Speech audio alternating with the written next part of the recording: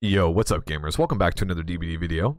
Today I'm going to be ranking my favorite to least favorite killers to play against on stream as Survivor.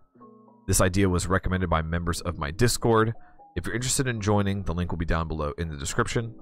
We're going to go in the order of the portraits displayed below. Let's just get right into it. Alright, so first on the list we have the Blight. I'm going to put them in the man would rather not tier. Main thing with Blight is that his power is really strong in chase, so a lot of the time when you're playing against experienced Blight players and they know what they're doing, the chases usually end very quickly, and without a really well-timed dead hard, you're likely to go down pretty fast. This can be compounded with a lot of really strong perk synergy and amazing add-ons like Alchemist Ring. Most of the time, I would say that this experience is not very favorable. Sometimes you get Blights that aren't that experienced and it can be fun when they miss a lot, but if people are really seasoned, this killer is really hard to deal with. Alright, so next up we have Clown. I'm going to put him in the same tier as Blight, except I think he is a little bit more fun to play against for me than Blight. The main thing is that his power is just kind of boring to play against. A lot of the time you're just going to be pre-dropping pallets against him, and it's really hard to see a lot of the time, and those two things in combination just make me not really want to play against him that much. So, yeah, I'm going to leave him there. And on that same vein, actually, we have the Deathslinger. I'm going to put him in the same tier. I actually like playing against Deathslinger a little bit more than Clown now that he got nerfed a little bit. I do really think that behavior should buff Deathslinger in some way. I'm not really sure how exactly, but it is actually kind of fun to dodge his shots now that he's a little bit slower with the quick scoping. Alright, next up we got a Demo. I'm going to put Demo in the pretty fun category. I usually really enjoy playing against Demo. I love the character itself, the terror radius, the chase music. The power is usually all about chasing. Most Demo players don't use their portals very much, and I would say that a lot of time it's a very thrilling chase character, and I'm usually very engaged when I'm playing against Demo. And I mean, you know, look at him. He's such a good boy, you know? Next up we have Doctor. I'm going to put him in the average tier. Doctor can deny a lot of loops. He's really good against people who are trying to immerse, but he doesn't really do anything that is too powerful or too obnoxious, in my opinion. Next up we have Pyramid Head, or the Executioner. I'm also going to put him in pretty fun. A lot of the time, Pyramid Head players don't go out of their way to tunnel, but if they do, it can be definitely a lower score. I just like the character a lot. Same thing kind of with Demo. Another thing as well is that if they're going for his M2, his Punishment of the Damned, quite often, it can be really fun to dodge because of the interaction that it has with survivors. And next up, we have Freddy. I'm going to put him in the would rather not tier. After the nerf, Freddy is a lot more bearable, but I would still say that I don't really enjoy playing against him. The sleep mechanic isn't really something I find fun, especially on stream, because it's kind of like a stealth mechanic. His anti-loop with his blood pools is frankly just kind of boring. And a lot of the time, the gameplay revolves into, okay, let me go ahead and hook this person, get a Scourge Hook Pain Resonance, let me go pop their gen by TPing over to it. So that gameplay loop just doesn't really excite me that much, and that's probably where I would put him in C. Actually, I'm going to move him up a little bit. I would definitely rather play against Freddy than Blight, for sure. And then next up, we have Ghostface. I'm going to put Ghostface in the C tier as well. I'm going to put him above Freddy, though. A lot of you might be kind of confused about this. I actually really don't like playing as Ghostface when I'm streaming specifically, because it really makes it so I can't really interact with chat as much as I would like. I have to constantly be worried about a stealth killer sneaking up on me and one-shotting me or grabbing me off a gen. And a lot of the time, the gameplay just isn't really interactive. And since the change, it's actually really hard to reveal him. So it's difficult for me to autopilot when I'm on stream. So that's why I'm going to put him in the meh tier. And next up, we have Hag. I'm going to put Hag in the meh tier as well. Main thing with Hag is that Hag is not a chase killer at all. She's a 110 killer, you know, smaller terror radius. She sets traps. A lot of the time, Hags like to camp or proxy camp. They don't like to chase, which I mean is obvious with their power, but it kind of takes away some of the core gameplay mechanics that I enjoy. I mean, obviously, I like looping. I don't like just, you know, running away or letting my teammate die on hook while I do gens. So definitely the bottom of the mat tier for sure. Okay, and this is the moment I've been waiting for. It's Billy. I love playing against Billy. Billy is probably my favorite killer to play against in the game. Billy is usually pretty rare these days. Not a lot of people play him. But a lot of the time when I do play him at high MMR, it will be a curve Billy, and that is the double engravings Billy. So they're going to be looking to go for a lot of curves around loops to try to hit you. And the mind game and the mix-up is it's just so fun. I love it so much. Usually Billy players are also very, very nice and chill as well compared to a lot of the other cast. So always a great time with Billy. Whenever I hear his terror radius, whenever I see him hobbling around, I am like super stoked to play against him for sure. And then next up we have Huntress. I'm going to put Huntress in the B tier. I'm going to say I enjoy playing against Huntress more than Doc. Main thing is with Huntress that lot of the time, if the Huntress player is really good, you don't have a lot of options, so it can be a little bit more unfun, which is the can be bad part of it. But if the Huntress player is like slightly inexperienced or just like average level experienced, it can be really fun to try to like, you know, run around like circular loops, crouch, use line of sight blockers to dodge the hatchets, and I really enjoy Huntress as a character, so I'm going to leave Huntress in the average tier for now. Next up, we have Bubba. Now, this is a controversial one, but I actually do like playing against Bubba to a degree. Obviously, you know, you can get the face campers that, you know, play Bubba that way, but a lot of the time you will be playing against people that are down to chase, and the tension of having the one shot down is pretty exciting in a lot of those cases. It's kind of like, am I going to get to this pal at the window, or am I going to die instantly? So a lot of fun experiences with Bubba. I've had a lot of great times with him, and I'm going to leave him at the top of the average tier. And next up, we have Legion. I'm also going to put Legion in the average tier. I think, yeah, I'm going to put him above Doctor here. After the buff, I actually enjoy playing against Legion a lot more. It feels a lot more fair. It feels like you can't really bully the Legion as much.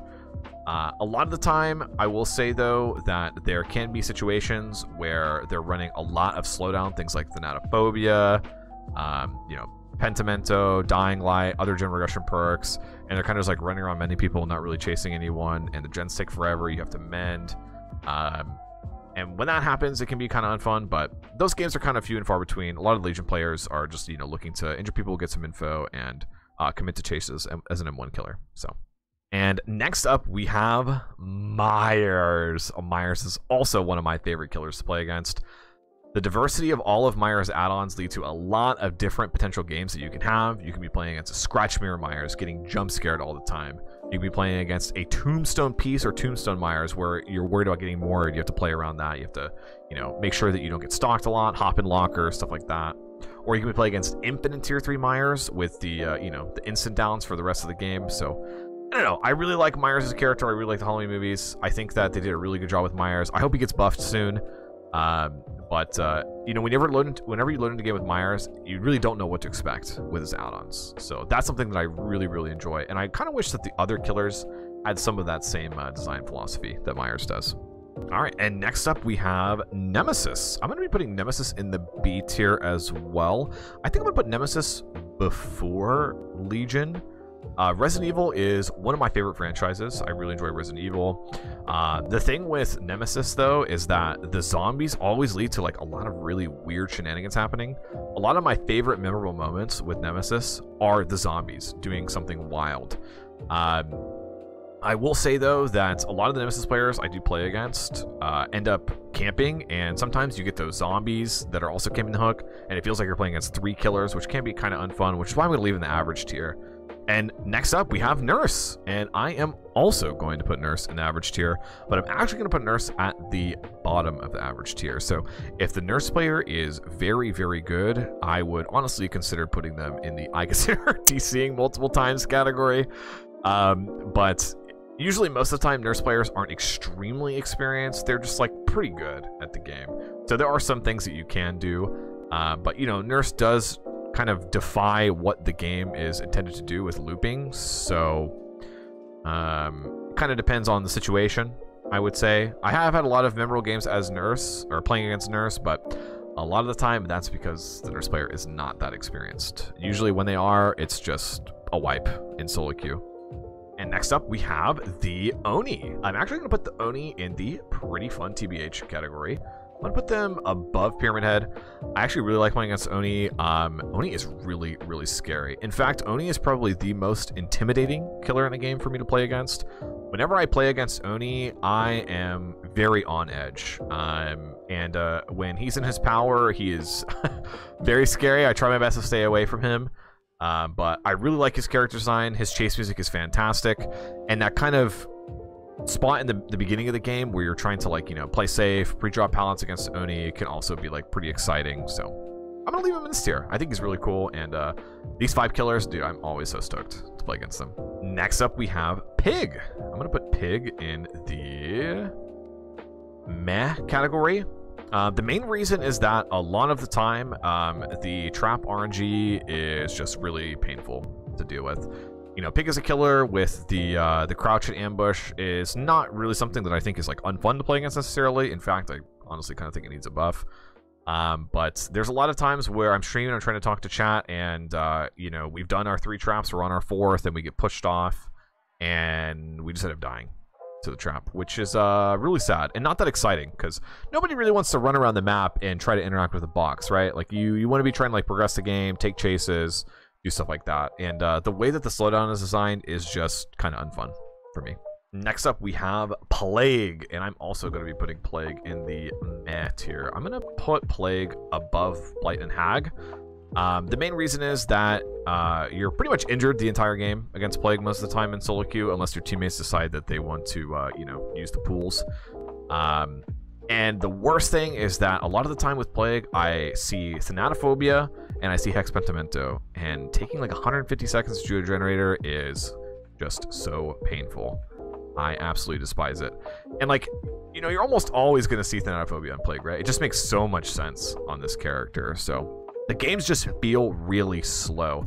It feels like when I play against Plague, the games are like at least 1.5 times longer on average than like the majority of the other cast for Killer. So yeah, that's my thinking. And next we have Spirit. I'm also going to be putting Spirit in the meh would rather not category.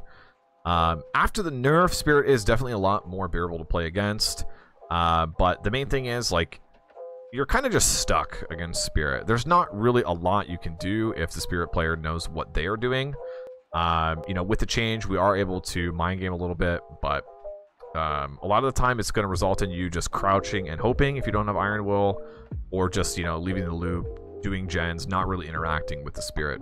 And let's be honest, that's not really, you know, why we want to play DBD in the first place. We're looking to loop. So I would definitely say better than Hag, because Spirit will actually chase you, but still not that exhilarating. And next up we have the Icon Trapper. I'm going to put Trapper in the average category. A lot of the time playing as Trapper is actually pretty exciting for me. You have to kind of like look out for the traps. It's a very different play style. Trapper players are usually like extremely big brain or very inexperienced. So, you know, the different kind of games that you play will really determine what exactly it's going to be like. When you get stuck in the basement against Trapper, or your teammate's stuck in the basement, you have to leave them, then, you know, obviously that can be kind of unfun. But a lot of the time I like the little, you know, mini game of like, oh, does he have a trap here? Like, should I run this way? Should I run away from this loop? And I like him. I think he's cool. I've always liked Trapper, and I think he's a really good poster child, you know, for the franchise. All right, next up we have Trickster. I'm gonna put Trickster in between Freddy and Plague. A lot of the time against Trickster with low-lying loops, you're just going to get hit throughout the entire time. He is a slower killer, so it's, you know, harder for him to get around the map. But the chases with Trickster just usually aren't that exhilarating for me. Like, I would rather be chased by a Plague, as an example. But, you know, the problem is that Plague slows the game down so much, whereas Trickster doesn't really have that. So, kind of feels like the chases aren't really that interactive a lot of the time against Trickster. And he's also very map dependent for the chases. Sometimes you get those maps like Auto Haven, where there's like all low-lying loops in the middle of the map, and you just can't really do anything as a survivor. And then, you know, sometimes you get like a lot of rock loops on things like McMillan, and the Trickster player can't throw any knives, so you just have to, you know, force you to M1 it. So I'm gonna leave him here for now. Next up we have Twins. Twins is the first addition to the I consider DCing multiple times category. Twins is just very unfun to play against, in my opinion. Their power is best when slugging or proxy camping hooks. Games tend to run really long, as they do like against Plague, and a lot of the time when I lose against Twins, it's because everybody is slugged in solo queue, and the experience is just, you know, not something that I look forward to. In fact, whenever I hear the Victor, you know, unleashing noise, I guess you could call it, I sigh a very deep breath. All right, next up we have Wraith. I'm gonna put Wraith, I think, in the average tier. He is a hit and run killer, but, you know, he is an M1 killer, so there's not really a lot to write home about. A lot of the time, Wraith is just gonna uncloak, hit you, and then run away, and then find you again when you're injured. Which, you know, may not sound that exhilarating, but you know, a lot of the time you can get a chase while you're injured against Wraith, and you know, try to use, you things to the best of your disposal, like, Dead Hard, or maybe you have Iron Will. And a lot of the time, Race will take Save This for last two, so they'll be a little bit more committed to Chase.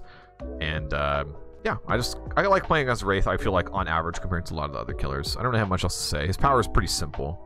Next up, we have the man, the myth, the flop, Pinhead. Pinhead is my least favorite killer to play against, by a large margin as well. The main reason is that with Pinhead, his chain hunt is what bothers me the most. If Pinhead players are really experienced and they can get multiple chain hunts off almost in a row, it feels like as a survivor you really cannot do anything. And it's not really that you can't do anything in like a fun way. It's just you're constantly getting harassed by chains. You can't progress the game state. You can't really like run anywhere. You can't really do any actions. And the same thing kind of goes for Chase, where like his loop denial like isn't the best, but the visual feedback that you get of being bound by the chains, not being able to get to a window or a pallet, it's just like kind of frustrating. And don't get me started on solving the box. I know this has to do with like a bug, but a lot of the time when I go to solve a box, after I start physically solving the box, a chain will harass me and interrupt me. And that loop is just extremely frustrating to deal with. So there is not really anything that I look forward to about this killer. I know this killer is like not a lot of people's favorites. I'm really excited to see what people are going to say in the comments down below, but Pinhead is like, I cannot say this more. Like, Pinhead is like significantly worse to me than any of the other killers in the roster right now. Okay, next up we have Artist, and Artist is also a killer that I really do not enjoy playing against. The main thing with Artist is that her power just revolves around completely denying loops, so much so to a degree that you need to just leave the loop entirely and hold W in a different direction. That playstyle is just not engaging to me. Artist also works really well with Dead Man Switch, which is meta right now because of the way that her crows work. You you hook somebody, you send the crows out to the gens that you see people like on barbecue with, and then you knock them off the gens with Dead Man Switch. And I have encountered that so many times that I really just do not look forward to playing against Artist. And I think that these are just going to stay the bottom three for sure for me. Next up, we have the Onryo. I'm going to put the Onryo in B tier. I will be honest, we don't see a lot of Onryo these days, but I think that teleporting out of the TVs is like a really cool mechanic. It always freaks me out whenever I see Onryo. And the jump scares are like scary in like a fun way a lot of the time. And when it comes to Chase, the passive phasing can be like really, really confusing. And, being an M1 killer, you have a lot of game and a lot of tiles. So usually when I see Onryo, I'm okay with it. I think it can go either way for me. And last but not least, we have the Dredge. I am going to put the Dredge in B tier for now. This might change. Maybe next time you see me do a video like this, it'll be a little bit different. The main reason for that is that the Dredge's loop denial power is very similar to the Artist for me. Once the Dredge sets it up, you kind of just have to leave the loop. I will say, though, that the Nightfall as a survivor is really fun, really scary, and I really like the Dredge's character design as well. That's a really cool thing for me. So I think you can go either way. I'm still kind of, undecided right now because we have been playing against a lot of Dredge players, but I think that'll kind of, come with time. All right, everybody, here's the final tier list. Thank you, everyone, for watching, by the way. I hope you had a fun time. I would love to hear what your opinions are down below. I will also leave a link to this tier list maker that I have, so you can fill yours out and maybe share it with your friends. Maybe you can post it in our Discord if you'd like. Thank you all for watching, everybody, and I'll talk to you very, very soon. Have a good one.